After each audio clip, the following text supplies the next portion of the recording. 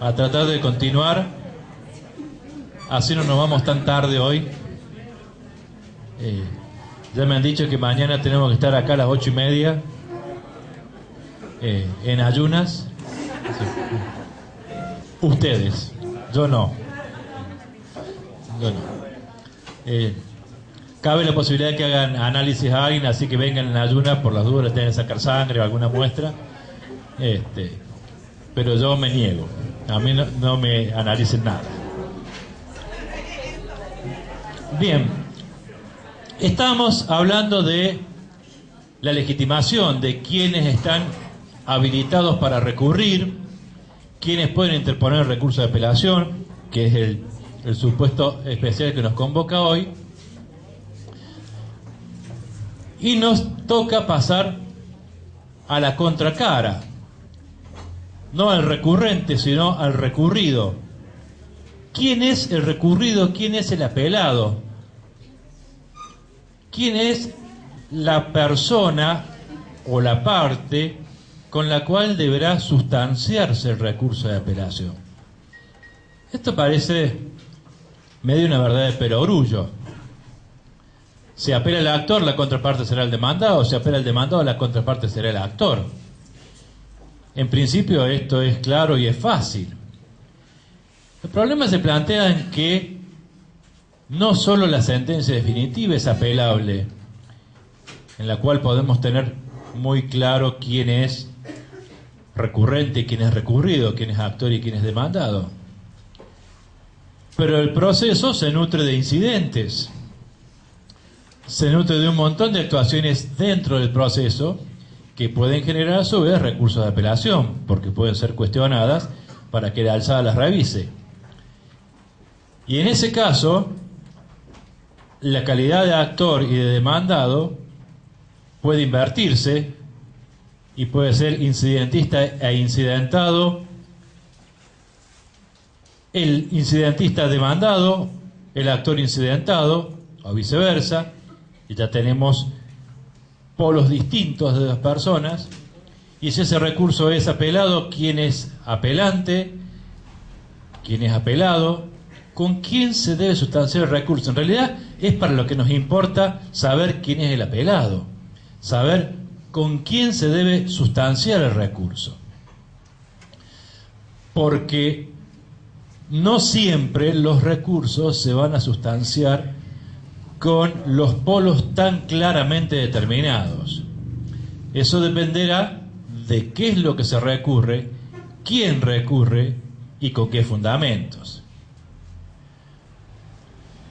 Obviamente que para ser apelado, para tener el carácter de recurrido, debo ser parte del proceso. La apelación no se interpone contra quien no es parte del proceso. No solamente debe ser parte del proceso, sino que debe ser alguien que ha obtenido una respuesta favorable, total o parcial, en la resolución que se cuestiona. Porque si no ha tenido una respuesta favorable, evidentemente tampoco deberá sustanciarse el recurso con él. Esto se pone más en evidencia cuando el recurso es planteado por uno de los litis consortes que integran uno de los polos de la relación procesal, ya sea actor o demandado. Cuando apela el litis consorte demandado, supongamos el caso de un reclamo por daños y perjuicios contra el conductor del vehículo y el dueño del mismo, que obviamente no son la misma persona. Si el actor apela a la sentencia que le es desfavorable en todo o en parte, ¿quién será la contraparte? Todos los litisconsortes, todos los que integran el polo de los demandados. Ahora, si el que apela es el conductor del vehículo solamente, o el titular registral solamente y el conductor no, ¿con quién sustanciará el recurso? Con el actor. Y si mi agravio es que el conductor respecto mío es un tercero por quien no debo responder, ¿con quién deberá sustanciar el recurso? ¿Con él o con el actor?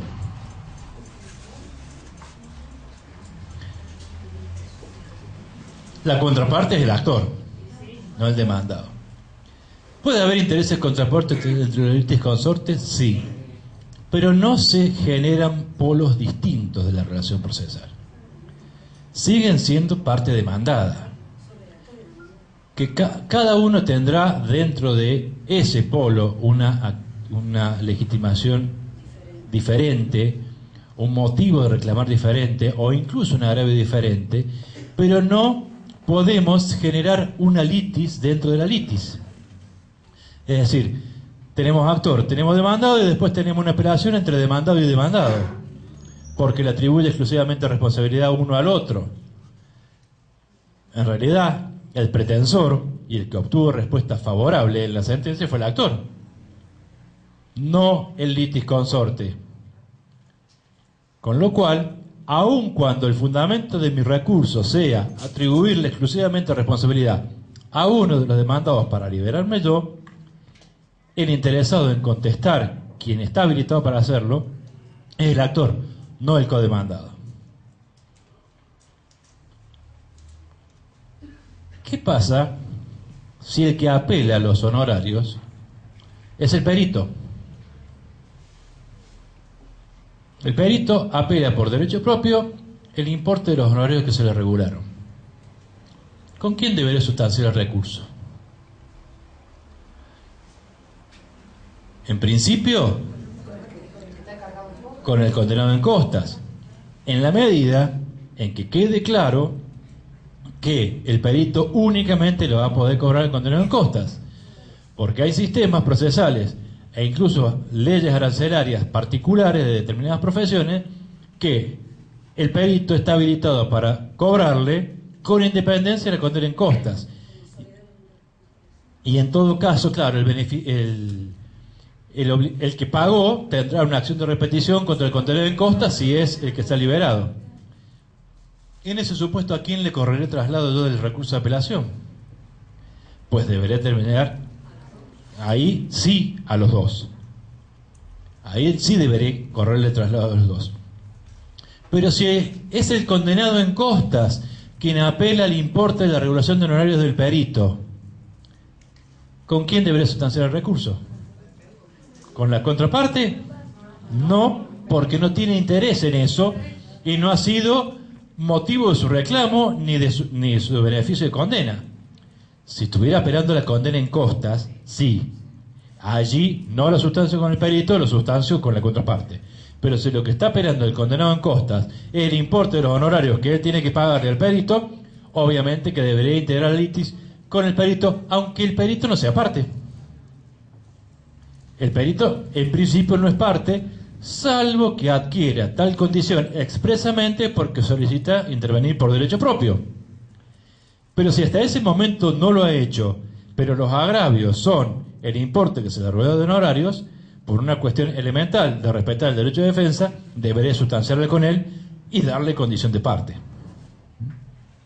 Como ven, cada posibilidad nos abre un abanico de posibles conflictos. O sea que no es tan fácil decir, bueno, que el apelante y el apelado están claramente determinados.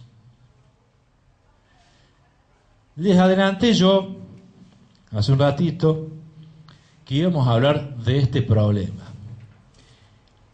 llamado el principio de la personalidad de la apelación. Habíamos establecido, habíamos hablado quién es el legitimado objetiva y subjetivamente para recurrir. Vimos recién quién es el legitimado en la faz pasiva del recurso, pero se nos presenta el planteo, que no es poco común hoy en día, de los supuestos de existencia de litis consorcio. Ustedes saben que el litis consorcio tiene la particularidad de generar en alguno de los polos o en ambos polos de la relación procesal compuesta por varias partes que pueden incluso tener intereses contrapuestos entre ellos, más allá de la postura procesal frente a la contraparte. ¿Qué ocurre en aquellos supuestos en los cuales el litis consorte, forzoso, o voluntario o facultativo, recurre una sentencia que le es desfavorable y su litis consorte no lo hace? Vamos a suponer que tenemos una demanda de daños y perjuicios en la cual el actor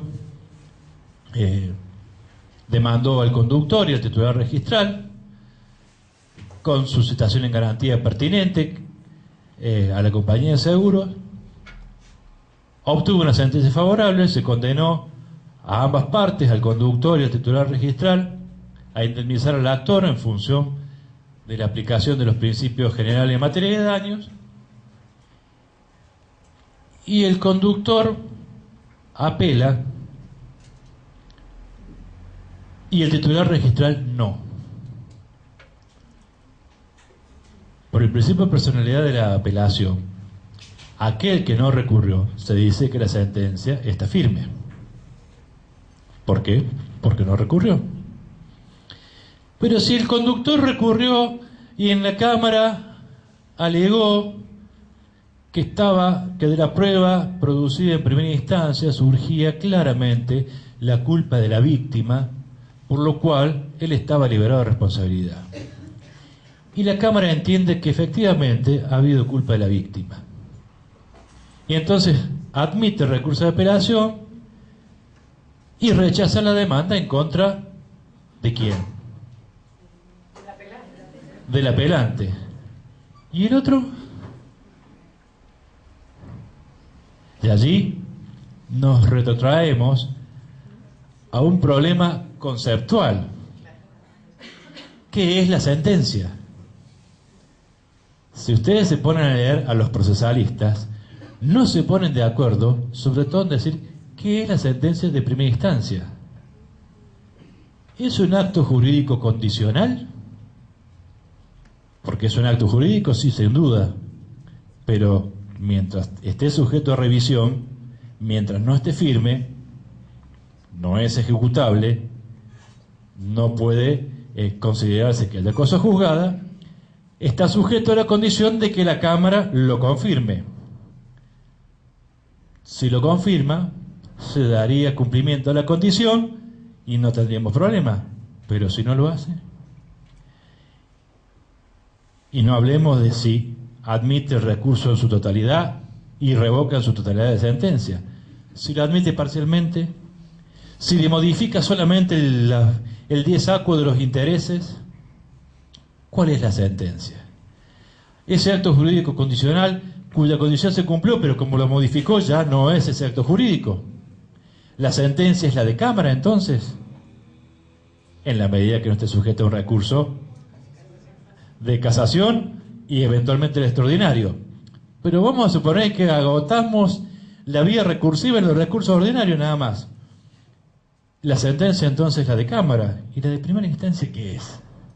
¿Solo una etapa del proceso que no tiene mayor importancia? Si no está apelada, entonces sí sería la sentencia definitiva.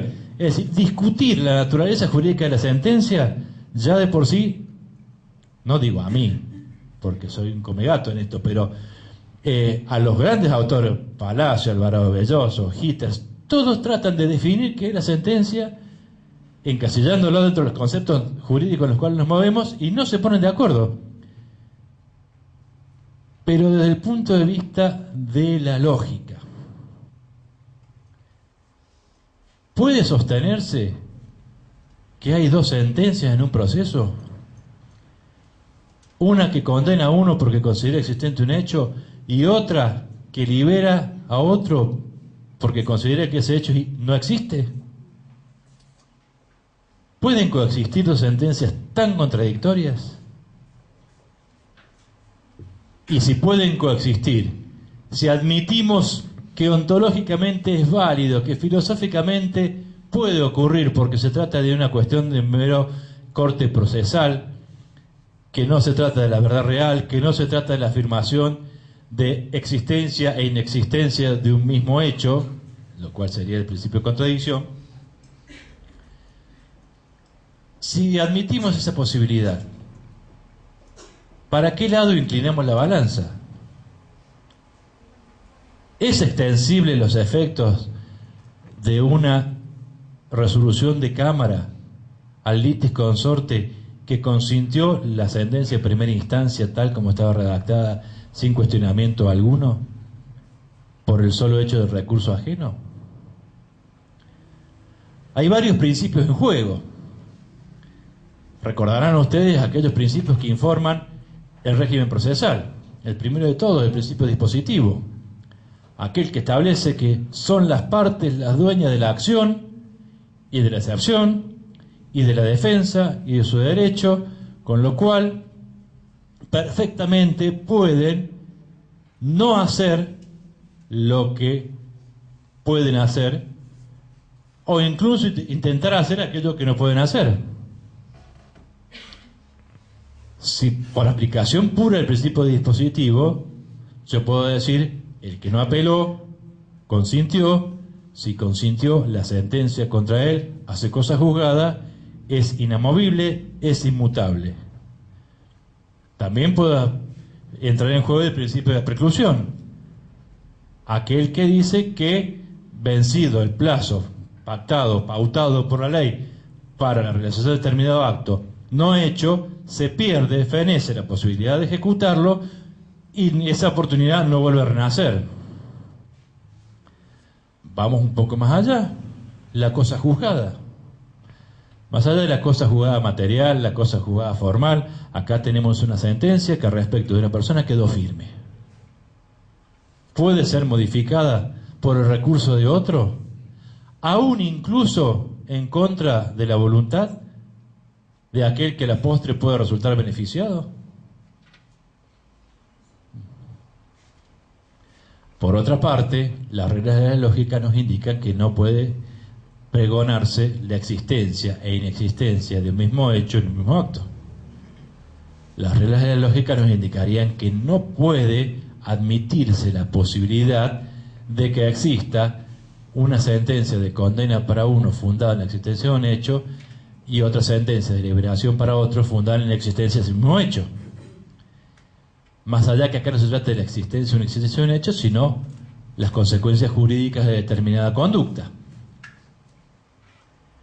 ¿No generaría un escándalo jurídico que hasta el código de fondo trata de que eso no ocurra y por eso establece la presentencialidad penal para que no ocurra el escándalo que implica la existencia de dos sentencias, dos actos jurisdiccionales válidos que afirmen o nieguen un mismo hecho al mismo tiempo? ¿Se viola el principio de congruencia? Ya vamos a volver sobre el principio de congruencia porque es, casi diría que la espada de Damocles que pende sobre los jueces de cámara a la hora de resolver. Y está en juego el derecho de propiedad también, de raigambre constitucional. Derecho de propiedad de ambos polos. El derecho de propiedad de aquel que se vio beneficiado con la sentencia y que el condenado no recurrió y que en consecuencia quedó firme y ya incorporó a su patrimonio esa expectativa de cobro. Todavía es expectativa, pero ya forma parte de su derecho de propiedad, del cual no puede ser privado, tiene jerarquía constitucional. E incluso el derecho de propiedad de aquel que no recurre, que consintió en que debía abonar la suma de dinero que el juez lo condenaba y no lo recurrió. Cada caso tiene sus particularidades, pero en principio y en general, la doctrina y la jurisprudencia son coincidentes de que tratándose de normas de tipo procesal y un régimen de procesal donde lo que se pretende es el establecimiento de la verdad jurídica objetiva y no de la verdad real, esta contradicción a la lógica, a las reglas de la lógica, no es tan preocupante como las consecuencias de no aplicar las normas del proceso a estas situaciones. Con lo cual, en general son contestes en que en la mayoría de los casos nos extiende los efectos de la sentencia de Cámara a aquel litigante que no recurrió y que en consecuencia consintió la sentencia. Pero para ello tampoco ha sido tan categórico. Yo estuve viendo dos fallos que, más que nada por la importancia de quiénes fueron sus autores, son paradigmáticos en este tema. Uno de la Sala Primera de la Suprema Corte de Justicia de Mendoza, con voto de la doctora Aida Kemelmacher de Carlucci, autora que no hace falta que yo me extienda en su vasto currículum para que todo el mundo sepa de quién se trata, quien, frente a un supuesto de estas características, sentencia de primera instancia que hacía lugar a la demanda, apelación por uno de los litisconsortes, que obtuvo sentencia favorable, y que la Cámara hizo extensiva los efectos de la resolución de Cámara al resto de los litisconsortes no apelantes, que llegó en casación a la Suprema Corte, y la doctora Kemelmacher, en un voto que fue muy criticado por Lino Palacio, otro procesalista de gran renombre, pero criticó en cuanto a sus fundamentos y no en la conclusión. Decía la doctora Kemelmacher que es cierto que esto no es lógico y hasta parece como injusto, pero bueno, es lo que dice la ley, es lo que establece el sistema está así, y hay que aplicar las normas del procedimiento y las reglas del proceso, y en consecuencia, si la parte decidió no recurrir y dejó firme el fallo que la perjudicaba, no pueden los jueces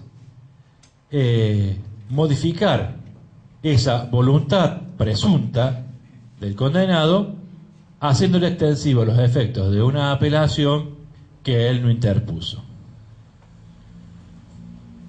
Y eso se me ocurre ahora decir, claro, parece como que hacerle extensivos los efectos de una liberación total o parcial a aquel que no recurrió puede ser tan justo o injusto como hacerle extensivo las costas a aquel que no recurrió en caso de que el recurso no prospere. ¿Por qué no podríamos hacerlo? Si lo vamos a hacer partícipe de los beneficios, hagámoslo partícipe de las pérdidas. Y obviamente que esto no ocurre y no podría ocurrir, no podría imponerse costas a aquel que no tuvo intervención en el pleito. La Suprema Corte de Justicia de Buenos Aires, en el año 99, cuyos integrantes también tienen un reconocimiento, vasto reconocimiento de su trayectoria procesal, sobre todo Hitters y De Lázari, que son dos de los integrantes de la Corte, que seguramente han leído en algún momento algo hecho por ello. Hitters arranca diciendo: es uno de los problemas más endiablados del régimen procesal. La Corte dijo que en principio es así. El litisconsorte que no recurre no puede verse beneficiado con el resultado del recurso planteado por el otro, por más favorable que sea. Pero, dice, esto no es siempre así.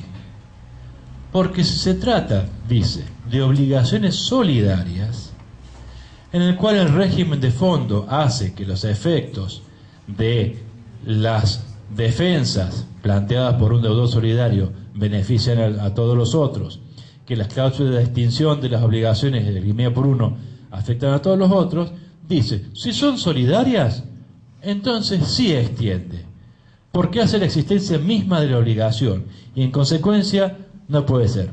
Lo que pasa, dice Hitters, que en materia de daños y perjuicios emergentes de un accidente de tránsito, que era el supuesto que nosotros teníamos, esa deuda no es solidaria, sino que son insolidum y no solidaria.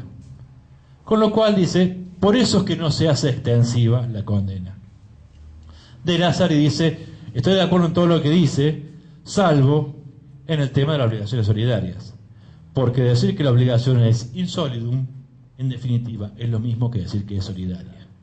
Entonces, sea solidaria, porque expresamente lo establece la ley, o sea insolidum, por aquello que los efectos de la condena en materia de daños y perjuicios es extensiva a todos, y el acreedor puede cobrarle la totalidad de la deuda a cualquiera de las partes, en consecuencia, no hay una diferencia ontológica entre una y otra, y debe hacerse extensiva esta regla.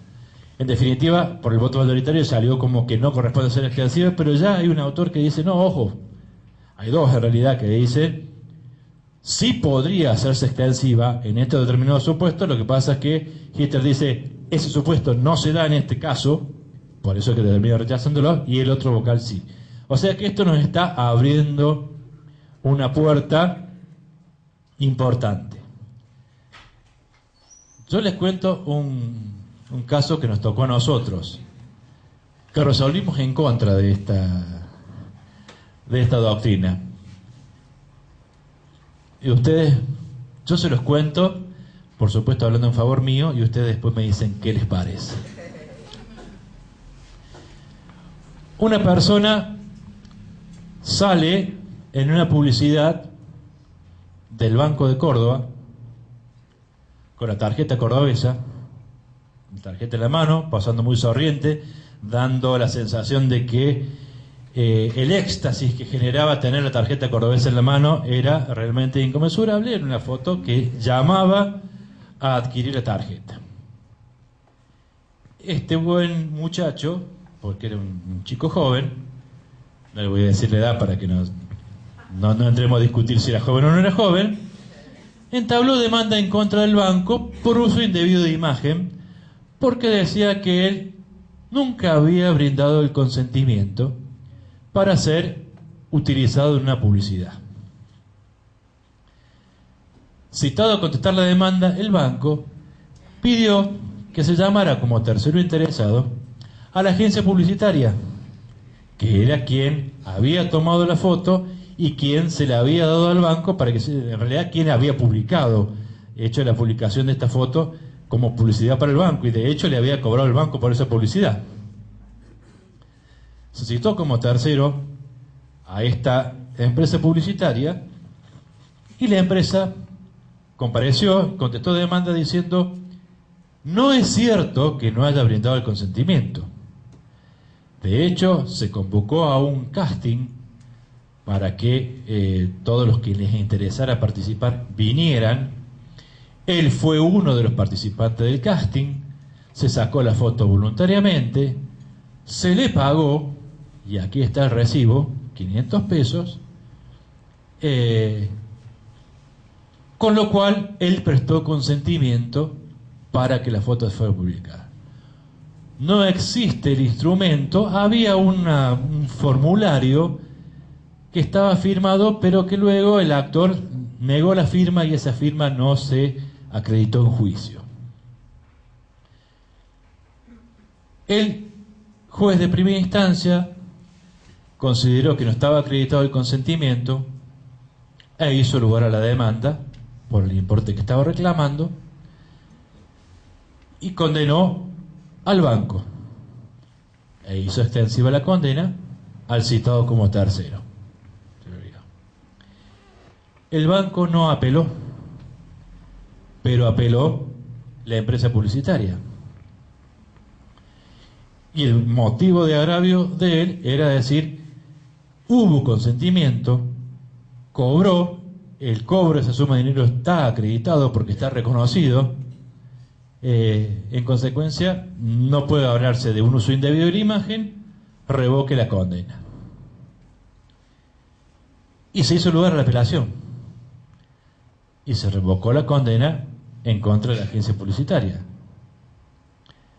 No se hizo extensiva la condena, la liberación al banco. El banco no había recurrido. Ya habían iniciado los trámites de ejecución de sentencia contra el banco. Y el banco había dicho que iba a repetir de la agencia publicitaria porque era en realidad la responsable de la publicación de esta foto. No había opuesto excepciones en la ejecución de sentencia del banco, porque la sentencia de Cámara todavía no había salido.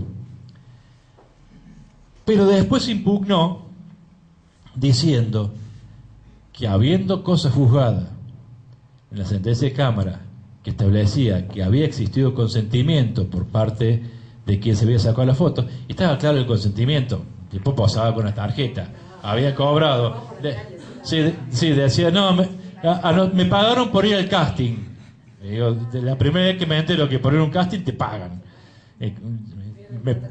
Sí, estaría haciendo cobra todo el día para el casting. Me sacan la foto de espalda después, no hay problema. Pero... y llegó a la Cámara este planteo de que el banco había citado como tercero a la agencia publicitaria para repetir todo aquello que tuviera que pagar. Y la Cámara había resuelto que no tenía que pagar. Y entonces, ¿cómo deshacemos de este intríngulo que resultaba de la existencia de dos sentencias que hacían totalmente lo contrario, pero que además terminaba alguien pagando una deuda que no tenía para repetirse la otra que no tenía obligación de pagarle? Era como un intríngulo importante. Bueno, nosotros, y les aclaro que esto fue en fallo dividido, porque en realidad, técnicamente hablando, correspondía seguir este criterio y decir, bueno, que el banco pague y después vea si le puede repetir a otro, pero el desgaste jurisdiccional que significaba. No tanto por el dinero, porque en definitiva tampoco era tanta plata. Era más de daño moral que de daño material, pero que esa era la otra cuestión. ¿Dónde estaba el daño moral que sufrió una persona que voluntariamente fue a participar de un casting y después salió una foto que él se había sacado voluntariamente, que tampoco era una foto ni ofensiva, ni una publicidad que lo dejara mal parado, era simplemente una foto de alguien que tenía la tarjeta y decía, la tarjeta de tu sueño, abajo, una cosa así. Sí.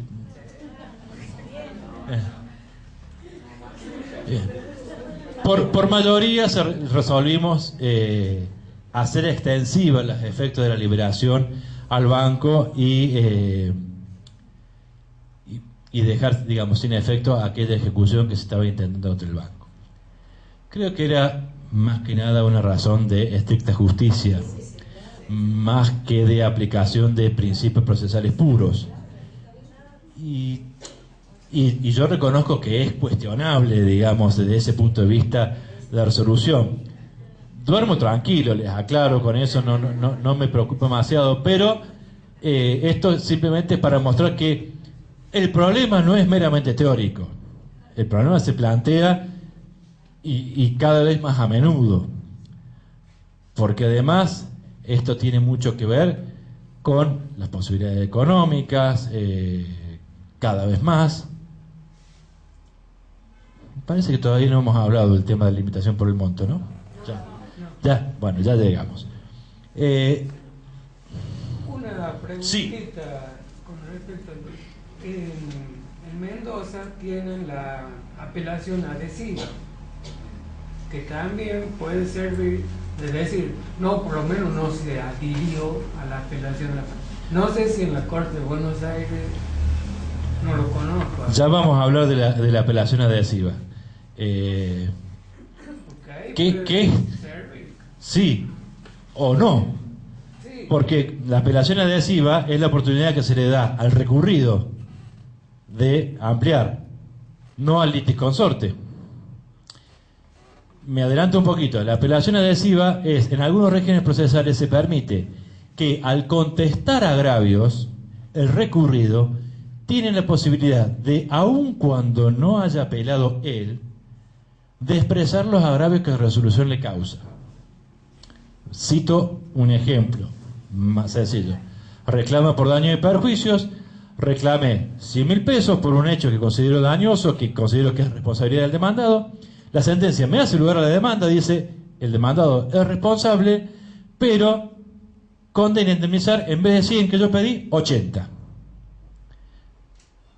Y yo por la razón que fuera, actor, no apelo. Y bueno, con 80 me conformo. Pero el demandado sí apela. Apela porque tiene una sentencia de condena. ¿Está legitimado para apelar? Absolutamente. Cuando me corre el traslado a los agravios, que seguramente el demandado va a ir cuestionando la atribución de responsabilidad y eventualmente los montos que lo condenan a pagar, yo al contestar, en aquellos regímenes que permiten la apelación adhesiva, estoy habilitado para, además, agraviarme por esos 20 que no me dieron. Y pedirle al juez, a la Cámara, que me los dé, que los revise. Esa adhesión, que en realidad no es tan adhesión, por lo menos desde un punto de vista de purismo lingüístico, no es adhesión. De esa adhesión se corre traslado al apelante, porque son agravios nuevos que debe contestar, y la Cámara está habilitada para resolver todo. Bueno, ya vamos a entrar más a fondo. Pero en este caso del litis consorte que apela y el otro no, cuando yo exprese mis agravios, le van a correr traslado a la contraparte, no al litis consorte. Con lo cual nunca va a tener la posibilidad de adherirse. Así que tampoco entraría por esa vía este problema de la personalidad de apelación. Pero sí tiene que ver cómo podemos hablar de personalidad de la apelación y después le permitimos expresar agravios a aquel que no apeló, aunque sea la contraparte. Y ni hablemos de la reformatio impeius, que la vamos a dejar para el final. Pero bueno, en Córdoba existe, está expresamente previsto en la normativa procesal el recurso de apelación por adhesión. Ya vamos a ver más adelante qué problemas ha generado eso en la interpretación jurisprudencial. Dijimos quién, dijimos qué, falta cuándo. ¿Cuándo se puede apelar? ¿En qué momento se debe apelar? ¿Cómo se computan los plazos? Los plazos son siempre perentorios, también llamados en algunos regímenes como el de Córdoba, fatales, lo cual implica que vencido el plazo se pierde la oportunidad de editar el acto que está previsto, si no se echa ese momento, sin necesidad de declaración judicial alguna. No hace falta ni petición de la contraparte, fenecen por el solo transcurso del tiempo. Los plazos son individuales, corren para cada parte desde el momento de la notificación. No son plazos comunes en general, salvo aquellos supuestos de que expresamente se establezca que el decreto tendrá vigencia a partir de la última notificación, que es el plazo común, pero en principio para recurrir los plazos son individuales. Este plazo, a pesar de ser fatal o perentorio, puede ser suspendido. Puede cortarse su transcurso por petición de parte o acuerdo de parte, por aquellas causas que expresamente el Código establezca, y en el supuesto de la aclaratoria. Y acá aclaro lo de la aclaratoria. En el Código de Catamarca, por lo menos de lo que yo leí, si bien está previsto la posibilidad de interponer la aclaratoria, que no es un recurso, sino que es un remedio, pero no un recurso, porque es la posibilidad de que el propio juez que dictó la resolución aclare algún concepto oscuro, supla algún error, alguna omisión o corrija algún error material mientras no cambie el sentido de la resolución. No dice nada el Código de que suspenda el plazo para recurrir la aclaratoria, pero la lógica nos indica que si la parte ha pedido una aclaración respecto de un punto que está oscuro, que a lo mejor la procedencia de ese remedio lo deja sin agravio, mal podría interpretarse o pregonarse que le sigue corriendo el plazo para apelar cuando el remedio está al alcance de la mano. Eso atentaría contra la economía procesal. O lo obligaría a prender la aclaratoria con apelación en subsidio, cosa que no es admisible, por la apelación va al subsidio de la reposición, pero no de la aclaratoria. O apelar por las dudas. Por las dudas no me dan la aclaratoria.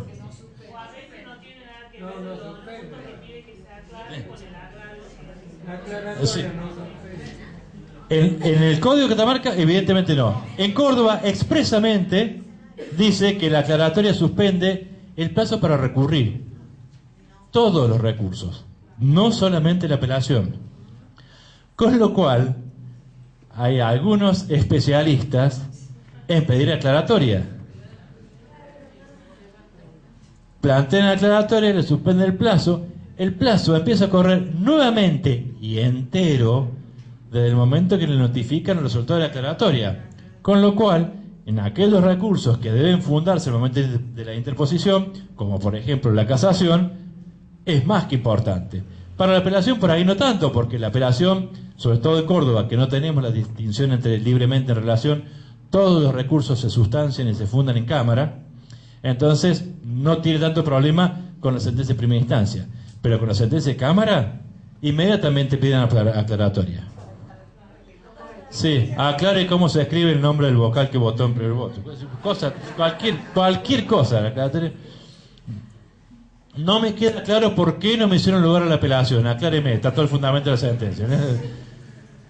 Pero al punto tal que se hizo tal costumbre, que una Cámara de Córdoba, a la cual nosotros después seguimos y así no fue, decidió que la aclaratoria que evidenciaba un claro ánimo dilatorio, que no apuntaba a aclarar ningún concepto oscuro, ningún error material, sino simplemente suspender los plazos, no suspendía el plazo preemptorio de la casación y en consecuencia declaraba la casación extemporánea. Sobre todo algunos abogados que eran conocidos porque siempre hacían lo mismo. Entonces tuvo buena como resolución, pero el Tribunal Superior la anuló. Y dijo, el código dice que suspende por más que esté en todo caso, si usted advierte una conducta dilatoria, tiene a mano otros remedios procesales, que en realidad en Córdoba tampoco los tienen. Acá hay otro problema. Las facultades ordenatorias y sancionatorias que tiene el juez en el Código de Procedimiento de Catamarca, en el Código Nacional, que es igual, no las tiene en Córdoba, porque en Córdoba se puede imponer sanciones al litigante malicioso solo a pedido de parte y únicamente en la sentencia definitiva. Con lo cual, frente a la aclaratoria ante la sentencia de Cámara, que ya dictó sentencia definitiva, y la posterior casación, ya no tiene oportunidad el tribunal de meterle ninguna sanción. En todo caso, es el Tribunal Superior si abre la casación para ver y determinar si la contraparte se lo pide, que esa conducta era dilatoria, cosa que no pasa nunca, entonces queda con una impunidad absoluta. Pero bien. Pero en Córdoba el 337 expresamente establece este causal de suspensión.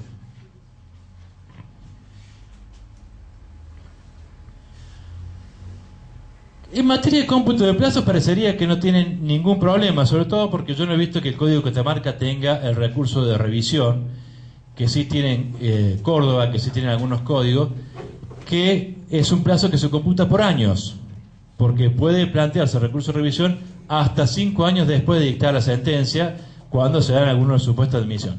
Acá no hay revisión, así que no hay plazos por años en el código, con lo cual no presenta mayor problema. Lo que sí son por días. Todos los plazos ordinarios se computan por días. Días completos, en esto no hay mayor inconveniente. El inconveniente se plantea cuando la ley establece los plazos por horas. ¿Cómo se computan las horas? Porque yo puedo decir, bueno, me dieron 24 horas. Son 24 horas corridas. Me notifican a las 11, tengo hasta las 11 el día siguiente para apelar. Pero las horas corridas no son las horas hábiles. Entonces puedo decir, no, horas hábiles hay 6 por día. Si me notifican a las 11, hasta la 1 me quedan 2, me quedan 22 horas hábiles. Y el plazo se convierte en 5 o 6 días. Ya más. En Córdoba, la ley de amparo prevé que la apelación debe interponerse y fundarse dentro de las 48 horas de dictado la sentencia de amparo. Y el Tribunal Superior ha resuelto ya hace mucho que ese cómputo por horas debe entenderse que cuando habla de 48 horas está hablando de 2 días. Porque no hay en nuestro sistema procesal la posibilidad de que usted interponga un recurso en horas no hábiles. Entonces las computa por día y siempre sumándole las 2 horas de habilitación del 124, que es el 157 en Córdoba. Yo encontré un fallo de la Cámara Primera de acá de Catamarca del 2008, que en realidad no es para un recurso de amparo, sino para la acción de réplica, creo que se llama así, que es cuando alguien pretende exigir que se publique algo cuando ha salido publicado algo que le es desfavorable. El derecho de réplica tiene reconocimiento legal, lo cual me parece bastante bueno, pero que también establece que el plazo para recurrir es de 24 horas y la Cámara resolvió que se computa esas 24 horas por horas, incluyendo las 2 horas del 124, es decir, se lo notificaron a las 3 de la tarde, las 24 horas se le van a cumplir a las 3 de la tarde del día siguiente, pero tiene para interponer el recurso las 2 horas hábiles del día siguiente. Y me parece bastante lógico esa forma de computar.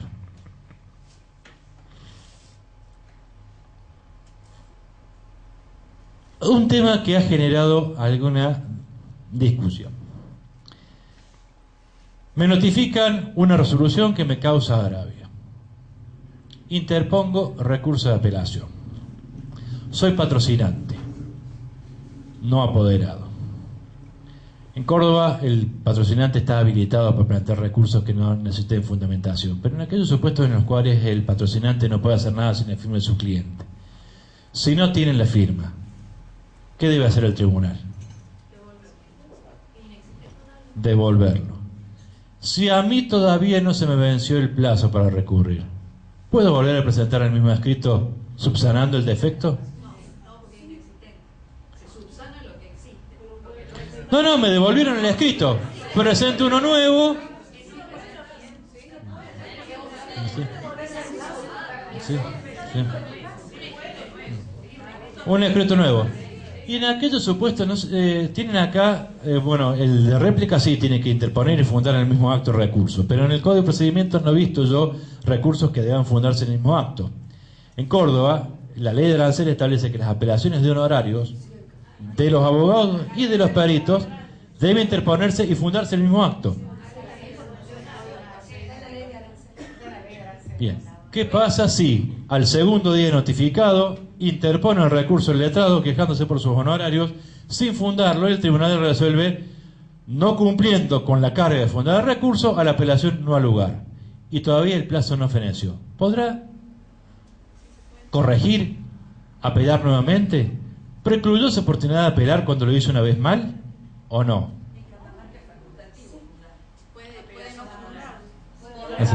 ¿Podrá? En Córdoba es obligatorio. Claro, con lo cual sí. En laboral sí. Bueno, ¿qué ocurre en ese caso si no funda? Sí. Pero ¿por qué no pones el de la contestación de demanda? Tengo 15 días, contesto demanda a los 10 y la puedo seguir mejorando. Puedo ampliar, la sigo mejorando. Sí, porque la contestación de demanda no tiene requisito de admisibilidad. Allí no habría problema. El problema es cuando ya hubo un pronunciamiento del tribunal que declaró inadmisible el recurso. Bueno, allí está la discusión. Hay algunos que entienden que mientras, como el plazo es perentorio fatal, mientras el plazo no esté cumplido, la parte está con la imposibilidad de hacerlo o corregirse de defecto. Hay quienes entienden que frente a la disposición del tribunal que denegó el recurso, lo único que cabe es el recurso de queja por apelación denegada, que a mi juicio no tendría mucha suerte porque la apelación está bien denegada. Ahora, ¿qué haría yo en ese supuesto? Si apelé la primera vez mal y me lo rechazaron y todavía estoy dentro del plazo, apelaría de vuelta y cuando me digan que no, allí me voy en queja, con el segundo. Pero siempre con el riesgo de que la Cámara me diga, no, mire, usted ya apeló el primero, fue. Y así le fue. Cosa que también vamos a ver cuando veamos el recurso de acción. Menos mal que cambió la firma. sí integro la cámara primero y estaba con color lo que decía, digo, ¿qué habremos dicho ahí? No, esto viene a cuento porque en cierto momento para el amparo, como era por hora, se lo buscaba secretario Así se hacía. de la fiscalía en cualquier lado, hasta un escribano para ir y dejar presentar el escrito de apelación. Entonces, para que no se produzca tan urgencia, es que la Corte empezó a decir que era algo no primera. Sí, fíjese la contradicción en esto, porque el Tribunal Superior sentó como jurisprudencia de aplicación prácticamente obligatoria que los plazos del amparo se computan por día. Justamente, entre otras cosas, para evitar este problema. Pero a su vez... No. En Córdoba se computa las 48 horas son 2 días. Pero paralelamente estableció un sistema de turnos de amparo. Entonces, una por semana, todo el tribunal, el juez y secretario incluido, están de turno para amparo. Para que a la hora que sea, si hay que presentar un amparo o si hay que realizar cualquier actividad de amparo, recurren, van a tribunales, hay una mesa de atención permanente, está abierta las 24 horas, el juez de amparo y el secretario de amparo tienen un teléfono dado por el Poder Judicial, lo llaman por teléfono a la hora que sea y allá tienen que salir en pijama a tribunales a resolver el amparo. Es decir, se computa por día, pero por la duda, y no solamente para amparos, sino también para internaciones. Cuando hay que ordenar la internación de alguna persona que represente un peligro para sí o para terceros, quien tiene que dar la orden es el juez civil, porque los penales son muy vivos y dijeron esto no nos toca, y entonces también está en el turno de apelaciones.